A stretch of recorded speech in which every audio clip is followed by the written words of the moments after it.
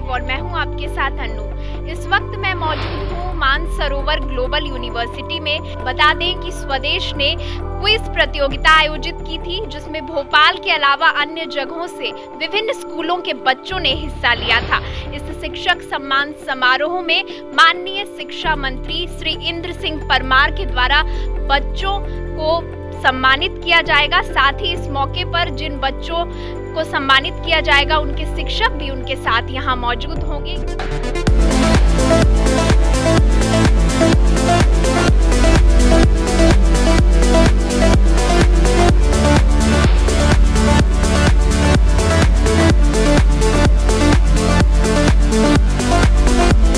स्वदेश के द्वारा जिस सामान्य ज्ञान प्रतियोगिता का आयोजन किया गया था, उसमें उत्तीर्ण कुछ बच्चे और उनके शिक्षक हमारे साथ मौजूद हैं। उनसे हम बात करेंगे और जानेंगे उनके अनुभव के बारे में कि उनका इस क्विज के दौरान क्या अनुभव रहा और अभी वो कैसा महसूस कर रहे हैं। सर, आपका नाम क्या है और आप अपने स्कूल का भी नाम? मेरा नाम रविंद्र कुमार बांगरे, प्राचार्य शासकीय उत्कृष्ट विद्यालय सीहोर। तो ये जो स्वदेश के द्वारा सामान्य ज्ञान प्रतियोगिता आयोजित की गई थी, इसमें कैसे आपको पता चला इसके बारे में? कैसे आपने अपने बच्चों को इसमें भेजा? स्वदेश के जिला संपादक श्री प्रदीप वशिष्ठ जी के माध्यम से हमें जानकारी प्राप्त हुई कि ग्लोबल मानसरोवर यूनिवर्सिटी और स्वदेश की ओर से सामान्य ज्ञान प्रतियोगिता का आयोजन किया जा रहा है। हमारे यहाँ लगभग 500 बच्चों ने इसमें पार्टिसिपेट किया और उसमें से 3 बच्चों का चयन किए और अब यहाँ पे हम सम्मान समारोह के लिए उपस्थित हुए हैं। हमें और हमारे बच्चों को बहुत खुशी उत्पन्न हो रही है। इस सामान्य ज्ञान प्रतियोगिता में आप लोग यहाँ पे आए हैं, आपको सम्मानित किया जाएगा। कैसा अनुभव रहा क्विज के दौरान और अभी यहाँ पे कैसा लग रहा है जब आप अपने प्रिंसिपल के? क्विज के दौरान हमें बहुत जनरल नॉलेज की बात सीखने को मिली और हम यहाँ आए तो हमें बहुत अच्छा लग रहा है। मुझे बहुत अच्छा लगा जब इस दौरान हमारा हुआ, मुझे बहुत अच्छा लगा। और ये जो स्वदेश के द्वारा सामान्य ज्ञान प्रतियोगिता आयोजित की गई, इसके लिए कैसे आपने पार्टिसिपेट किया? आपका नाम सर ने सजेस्ट किया था या आप खुद आ गए? हमें हमारे स्कूल में जो भी एक्टिविटीज़ होती है उसके बारे में जो हमारे प्रिंसिपल सर है वो स्टूडेंट्स से उनको प्रेरित करते और बोलते हैं कि जो भी एग्ज़ाम होते हैं उनमें पार्टिसिपेट करना चाहिए। एग्ज़ाम के पहले हमें फुल मेहनत करना चाहिए और एग्ज़ाम का जब परिणाम आता है तब हमें अगर फेल भी हो जाते हैं तो निराश नहीं होना चाहिए, क्योंकि जो भी एग्ज़ाम देते हैं उससे हमें कुछ ना कुछ सीखने को ज़रूर मिलता है।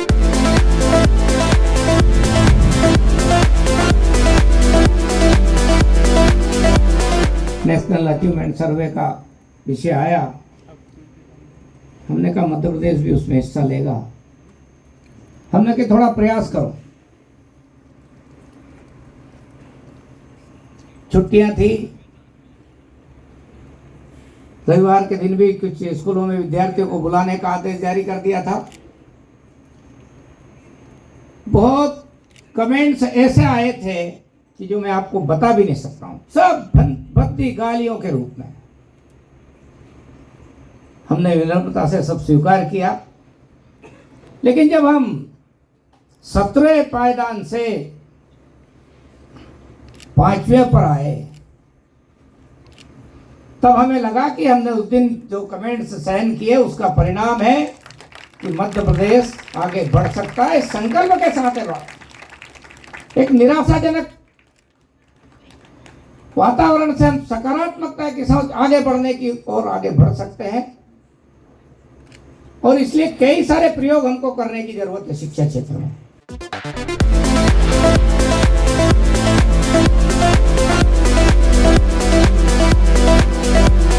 अब हमारे साथ गंज वासोदा के Rajiv memorial higher secondary school के बच्चे और उनके शिक्षक मौजूद हैं। उनसे बातचीत करेंगे और जानेंगे कि इस क्विज के दौरान उनके क्या अनुभव रहे।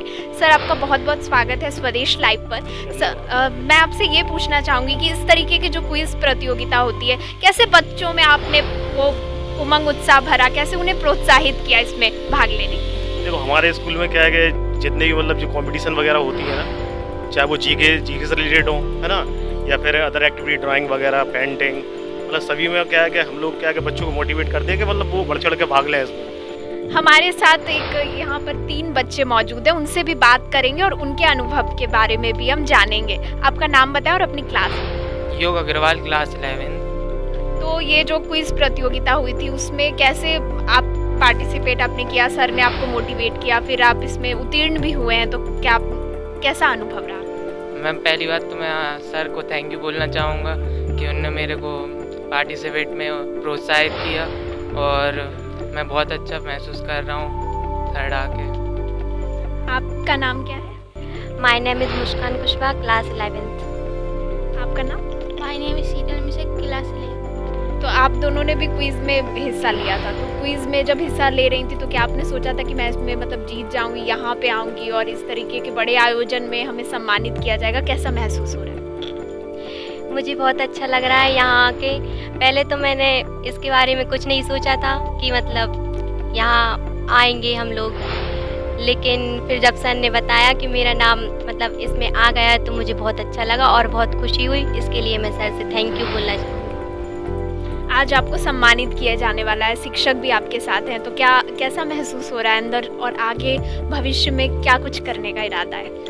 मुझे बहुत अच्छा लग रहा है सर के साथ आकर घर पे, और मैं आगे चल कर वो बनूँ, बैंक में जॉब करना चाहूँगी।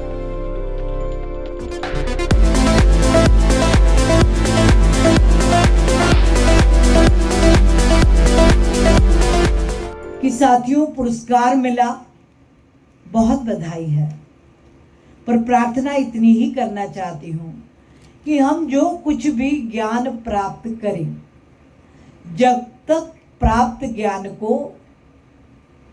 हम व्यवहारिक धरातल पर नहीं उतारेंगे, प्रज्ञान में नहीं बदलेंगे, तब तक ये दुनिया बदल नहीं सकती।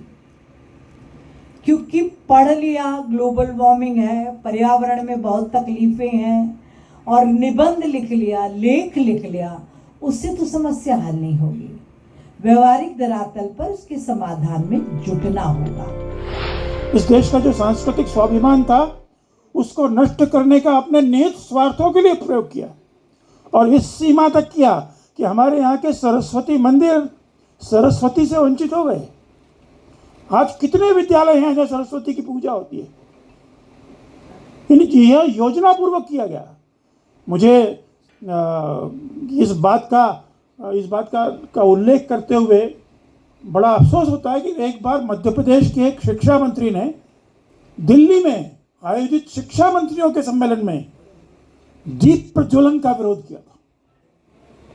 कल्पना कर सकते हैं कि जहां विद्यालयों में या शिक्षा मंत्रियों के सम्मेलन में दीप प्रज्वलन का भी विरोध करने की जो मानसिकता है, वह मानसिकता अगर जन्म ले ले तो इससे दुर्भाग्य की इससे अधिक सीमा क्या हो सकती है?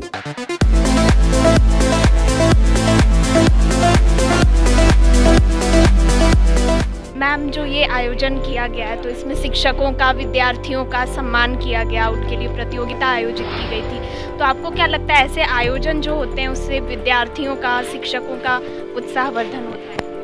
ये शिक्षक सम्मान समारोह अवश्य रूप से होना ही चाहिए, और प्रतिभावान बच्चे पुरस्कृत हो, ये भी बहुत अनिवार्य कार्य है, क्योंकि दंड और पुरस्कार की नीति व्यक्तित्व का परिष्कार करती है। अच्छा काम करने पे पुरस्कार मिलना अनिवार्य है। हमारे साथ मौजूद है मानसरोवर ग्लोबल यूनिवर्सिटी के चीफ एग्जीक्यूटिव डायरेक्टर श्री गौरव तिवारी जी। उनसे हम बात करेंगे और जानेंगे कि आज का जो पूरा आयोजन था उसके परिप्रेक्ष्य में वो उनके क्या विचार हैं। सर, जो ये पूरा आयोजन स्वदेश और मानसरोवर ग्लोबल यूनिवर्सिटी के संयुक्त तत्वाधान में आयोजित किया गया, तो इस तरीके के आयोजन के पीछे का आपके क्या विचार था कि इस तरीके से हम सम्मानित करेंगे, उसके पीछे का क्या? सबसे पहले तो मैं स्वदेश परिवार को शुक्रिया करूंगा कि उन्होंने खासकर अक्षर जी ने इस पूरे आयोजन की रूपरेखा को रखा, और हम लोगों ने फिर मिलकर ये प्लान किया, और आज इसका क्रियान्वयन भी बहुत अच्छी तरीके से हो गया। आइडिया ये था कि साल भर जो शिक्षक हमारे जो प्रयास करते हैं, जो मेहनत करते हैं, जो तपस्या करते हैं अपने बच्चों को पढ़ाने के लिए, शिक्षा दीक्षा देने के लिए, उनको सम्मान ज़रूर मिलना चाहिए। और कौन सा ऐसा बेहतर दिन हो सकता है, हमारे देश में सर्वपल्ली राधाकृष्णन जी के जन्मदिन पर शिक्षक दिवस मनाया जाता है। उसकी पूर्व संध्या पर हमने आयोजन आज 4 तारीख को किया है, और इस आयोजन में मुख्य अतिथि के रूप में सम्माननीय स्कूल शिक्षा मंत्री श्री इंदर सिंह परमार जी एवं विशिष्ट अतिथि के रूप में हमारी सांस्कृतिक मंत्री सुश्री उषा ठाकुर बहन जी उपस्थित रहे और उन्होंने अनेक शिक्षकों का जो कि पूरे प्रदेश से आए थे उनका सम्मान किया। और इसी क्रम में स्वदेश समूह के द्वारा एक क्विज कंपटीशन कराया गया था विभिन्न स्कूलों में। उन स्कूलों के भी जो टॉप 3 स्टूडेंट्स थे उस क्विज कंपटीशन के, और इस क्विज कंपटीशन का बैकग्राउंड ऐसा था कि आज़ादी के अमृत महोत्सव में जो सवाल भी पूछे गए थे, मैंने देखा भी उस प्रश्न पत्र को, तो जो सवाल भी पूछे गए थे वो बड़े रोचक थे और भारत के आज़ादी के पहले और उसके बाद के से रिलेटेड जो फैक्ट्स हैं उस पर थे। तो उसको जिन बच्चों ने जीता, जो इनमें इतनी अवेयरनेस थी कि उन्होंने उनके सही जवाब दिए, ऐसे बच्चों का भी हमने बुलाकर इस मंच पर सम्मान किया और उनको मोटिवेट किया कि वो इसी तरह से भारत और भारतीयता के बारे में और पढ़ें, समझें और लोगों को, दूसरों को भी प्रेरित करें कि वो भारतीयता के बारे में, हमारी संस्कृति के बारे में और समझें।